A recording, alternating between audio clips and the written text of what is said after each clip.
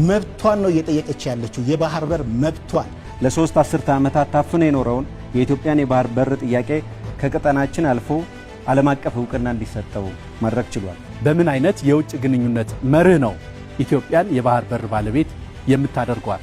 አንድ የባህር በር ሳይሆን ከሁሉም ጋር በምንፈጥረው ብልህነት የተሞላበት ጥበብ የተሞላበት ዲፕሎማሲ የባህር በር እናስገኛለን። እንዴት ይመለስ ነው? በዲፕሎማሲያዊ መንገድ ማስመለስ ይቻላል።